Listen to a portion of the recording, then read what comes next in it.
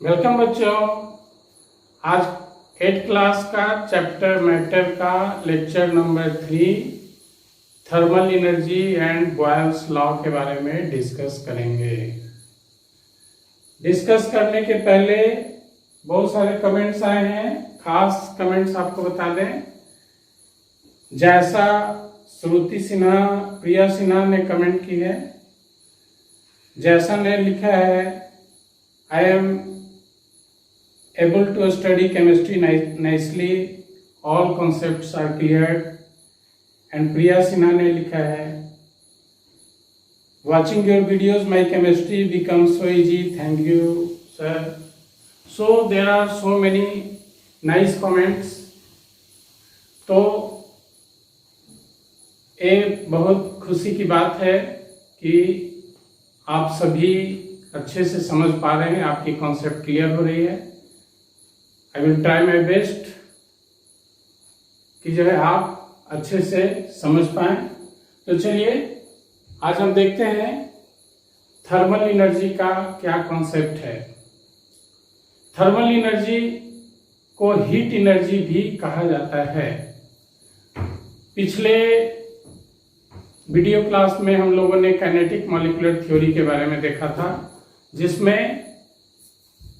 यह बताया गया था कि measurement of temperature is directly proportional to average kinetic energy of gases molecules. तो टेम्परेचर बढ़ाते हैं तो गैस मॉलिक्यूल का काइनेटिक एनर्जी बढ़ता है, उसका वेलोसिटी बढ़ जाता है। तो टेम्परेचर कैसे बढ़ता है? जब हम हीट देते हैं, थर्मल एनर्जी देते हैं, तो टेम्परेचर बढ़ता है और उसके बाद काइनेटिक एनर्जी बढ़ जाता है। मतलब है थर्मल एनर्जी से टेम्परेचर इंक्रीज हुआ, टेम्परेचर बढ़ाने से काइनेटिक एनर्जी इंक्रीज हुआ। और एक काइनेटिक एनर्जी हम लोग एवरेज लेते हैं, एवरेज काइनेटिक एनर्जी। तो actually temperature is the measurement of average kinetic energy of the gases molecule. अब आप सोच रहे होंगे कि सर एवरेज आपने क्यों लिया?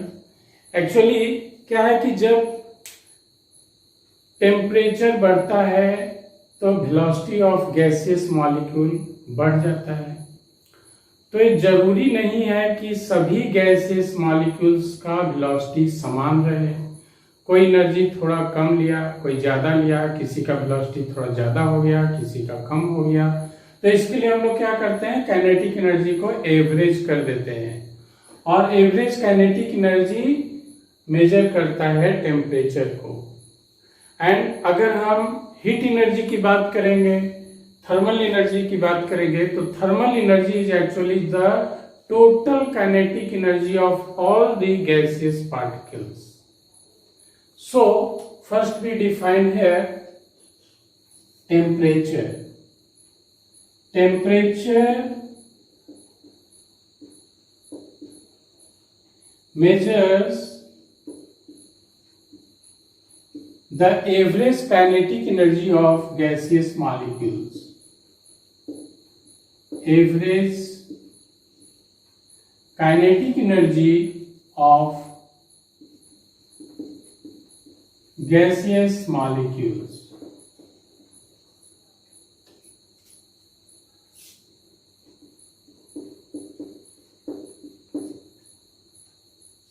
एंड काइनेटिक एनर्जी एक्चुअली होता है हाफ mv²। जितना ज्यादा काइनेटिक एनर्जी बढ़ेगा उतना ज्यादा वेलोसिटी ऑफ गैसेस मॉलिक्यूल बढ़ेगा। तो यहाँ पे एवरेज काइनेटिक एनर्जी लेंगे, जब भी टेम्परेचर मेजर करेंगे तो काइनेटिक एनर्जी एवरेज लेंगे। लेकिन जब थर्मल एनर्जी को डिफाइन करेंगे तो उसमें टोटल काइनेटिक एनर्जी लेंगे, या आप लिखिए heat energy. It is the measurement of total kinetic energy of all the particles. Measurement of total kinetic energy.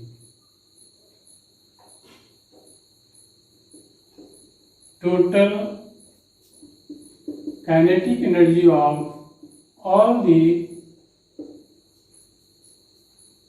particles of gases, जो भी गैस है।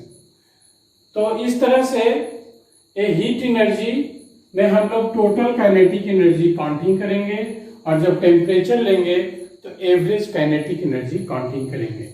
जैसे देखिए, एक रब करते हैं अपने हैंड को, एक गर्म हो जाता है, तो ये क्यों होता है? Due to motion causes heat energy. तो इसमें एक हमारा जो मॉलिक्यूल है ए स्किन सरफेस पे, वो इसको हीट, यहाँ पे हीट डेवलप हो जाता है due to motion, frictional force के कारण। तो इस तरह से एक सोर्स होता है हीट एनर्जी में, एक सोर्स होता है और एक रिसीवर होता है। एक रिसीव करता है हीट एनर्जी को और एक देता है। तो वहां पे दो सिस्टम होता है। अब हम आते हैं बॉयल्स लॉ के बारे में चर्चा करेंगे। Actually there are so many laws which gases ओबे।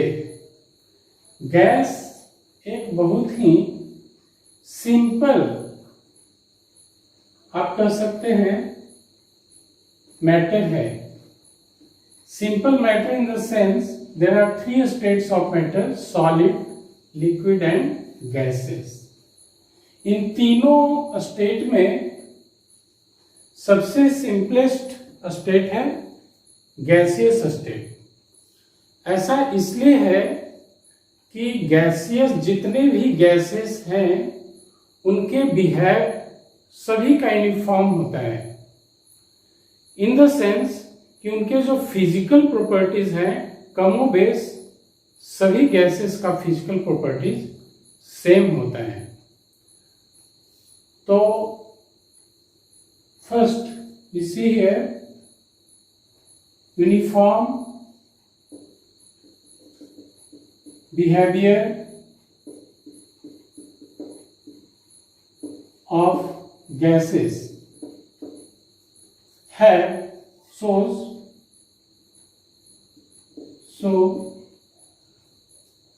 similar physical properties.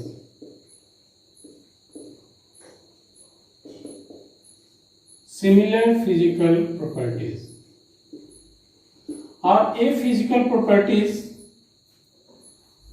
जैसे मान लीजिए कंप्रेसिबिलिटी लेते हैं या थर्मल एक्सपेंशन लेते हैं, किसी भी गैस का आप लेंगे तो लगभग दोनों में सेम रहेगा। तो मान लीजिए हम फॉर एग्जांपल लेते हैं कंप्रेसिबिलिटी।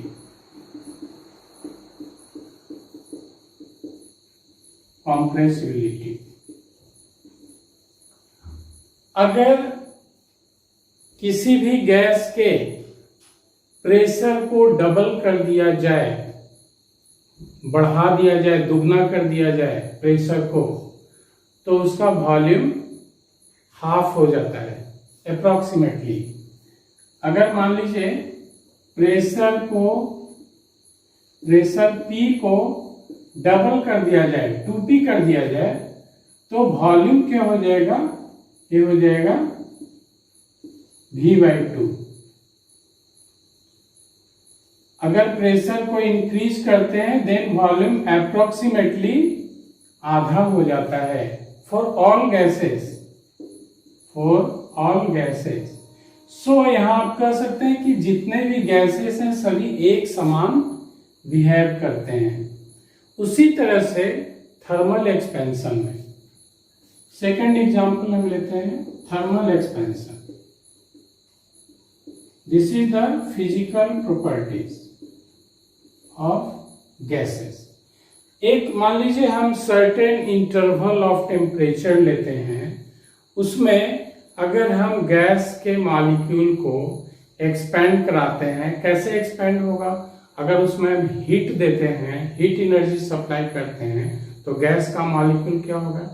तेजी से इधर उधर भागने लगेगा, एक्सपेंड करेगा।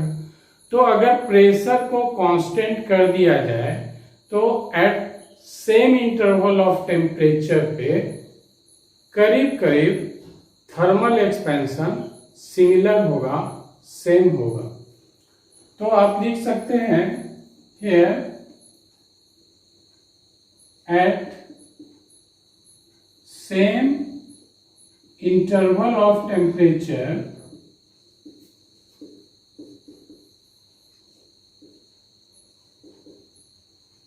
the coefficient of thermal expansion, the coefficient का मतलब कि कितनी मात्रा में थर्मल एक्सपेंशन हुआ। The coefficient of thermal expansion is same at constant pressure. At constant pressure. तो सेम इंटरवल अगर टेम्परेचर हम रखते हैं तो थर्मल एक्सपेंशन जो है सेम होगा for all gases. Is same for all gases. जितने भी गैसेस हैं सभी के coefficient of thermal expansion same हो जाएंगे। इसका मतलब है कि सभी गैस एक समान बिहेव करते हैं। इस कारण से गैस एक simple relation, simple law, simple rule को फॉलो करते हैं और उन्हें विभिन्न लॉ के द्वारा हम स्टडी करते हैं। आज हम लोग स्टडी करेंगे बॉयल्स लॉ। रॉबर्ट बॉयल एक साइंटिस्ट थे। उन्होंने सन 1662 में उन्होंने एक नियम दिया था जो सभी गैसेस के लिए सुटेबल है। रॉबर्ट बॉयल उन्होंने कहा था pressure is inversely proportional to volume और volume is inversely proportional to pressure। एक रिलेशन बताया प्रेशर और वॉल्यूम में। So now we see here Boyle's law.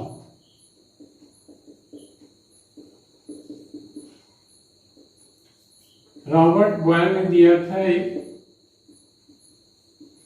Robert boil 1662 में इन्होंने कहा था at constant temperature the volume of a given mass of a gas is varies inversely as its pressure. सबसे पहले इसे राइट डाउन कर लें। क्या है नियम? Eight constant temperature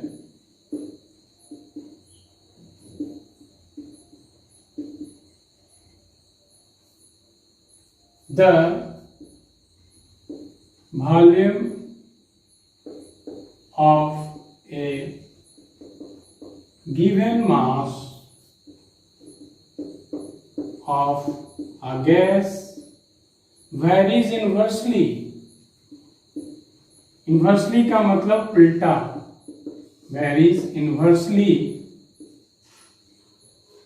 with its pressure, with its pressure।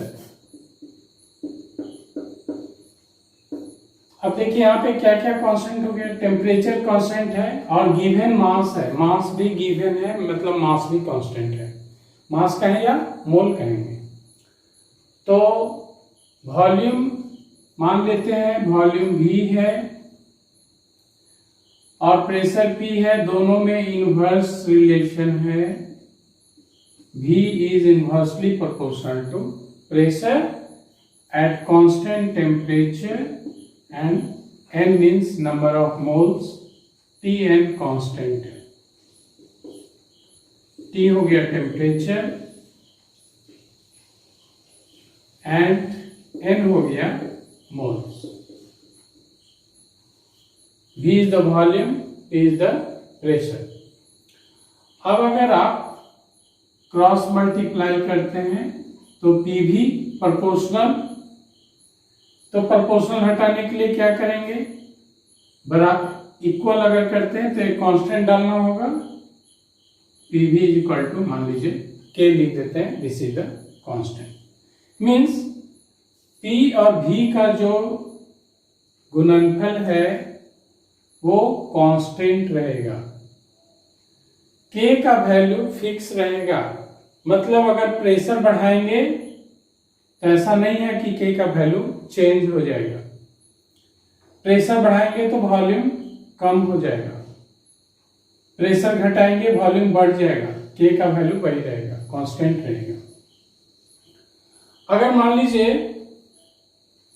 दो तरह का सिस्टम हम अप्लाई करते हैं, जिसमें एक में प्रेशर गैस का P1 रखते हैं, वॉल्यूम V1 रखते हैं, दूसरे कंटेनर में मान लीजिए प्रेशर कुछ डिफरेंट है, P2 है और वॉल्यूम V2 है, तो उस केस में भी P1 V1 and P2 V2 का जो गुणनफल है वो दोनों बराबर हो जाएगा, P1 V1 equal to P2 V2।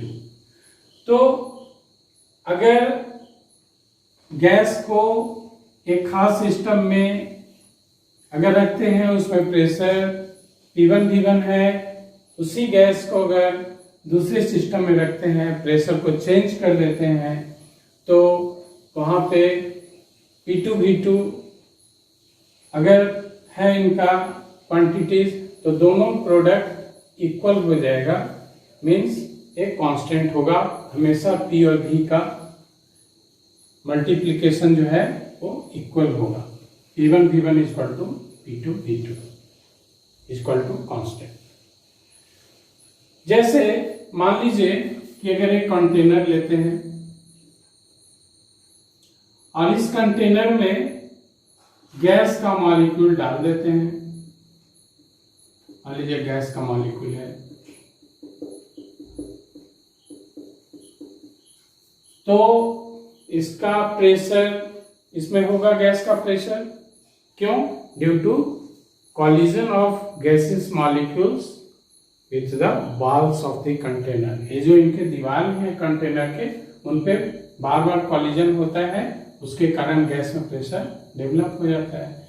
अगर मान लीजिए हम कंटेनर को हाफ कर दें, आधा कर दें, तो क्या हो जाएगा, अब उनका मूवमेंट ज्यादा तेजी से हो जाएगा, ज्यादा तेज, चूंकि जगह कम मिल गया तो ये जल्दी जल्दी टाइम कम मिलेगा, जल्दी जल्दी वहां पे कॉलिजन होगा, टक्कर होगा, जितना ज्यादा टक्कर होगा उतना प्रेशर ज्यादा डेवलप होगा। तो देखिए वॉल्यूम आधा कर दिए, प्रेशर क्या हो गया, बढ़ गया, प्रेशर डबल हो गया। तो इस तरह से दोनों में इनवर्स प्रोपोर्शन होता है। इसी को बॉयल साहब ने एक यहाँ पे रूल के अनुसार उन्होंने बताया कि at constant temperature the volume of given mass of a gas varies inversely with its pressure, V is inversely proportional to T। अब हम इसे ग्राफ से भी देख सकते हैं। जब हम प्रेशर और वॉल्यूम का ग्राफ ड्रॉ करते हैं तो रेक्टेंगुलर हाइपरबॉलिक ग्राफ आता है, जिसमें आप स्पष्ट देख सकते हैं कि जब प्रेशर बढ़ाते हैं तो वॉल्यूम घटता जाता है और उसमें टेम्परेचर को फिक्स कर देंगे, टेम्परेचर फिक्स रहेगा और नंबर ऑफ मोल फिक्स रहेगा। तो ग्राफ्स प्लॉट करते हैं यहाँ पे।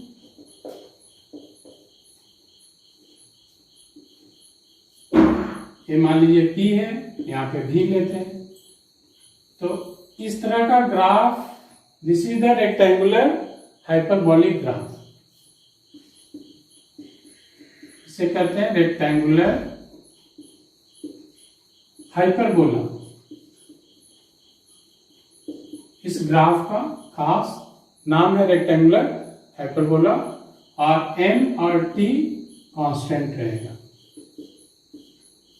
तो देखिए जैसे जैसे प्रेशर कम कर रहे हैं वॉल्यूम वैसे वैसे बढ़ रहा है।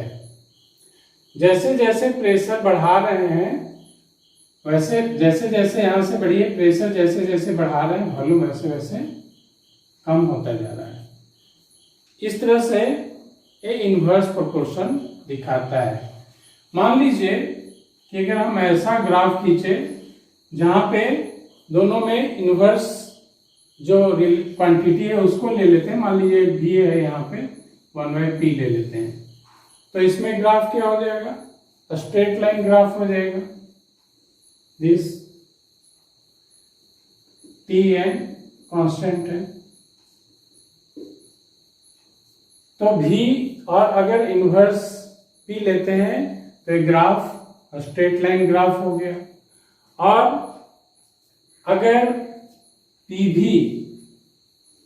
और p के बीच ग्राफ खींचा जाए तो कैसा ग्राफ होगा। हम जानते हैं कि pv का मान हमेशा कांस्टेंट होता है। अगर प्रेशर को हम बढ़ाते जाते हैं तो pv का मान क्या हो जाएगा, ये कांस्टेंट रहेगा। ये लाइन जो है ये सीधा लाइन होगा, मतलब ये इसमें कोई तब्दीली नहीं होगा, ना तो ऊपर जाएगा ना नीचे जाएगा, एक कांस्टेंट रहेगा। आप कितना भी प्रेशर घटा लीजिए बढ़ा लीजिए pv का मान कांस्टेंट रहेगा at the condition of T and N is constant, जहां पे टेम्परेचर और number of moles of the gases substance constant है। तो इस तरह से बॉयल्स लॉ ए बताता है प्रेशर और वॉल्यूम में एक क्या संबंध है। ये सभी गैसेस के लिए ओबे होता है at the condition of temperature and moles constant. Okay students, we will meet in the next video class. Okay, bye, thanks.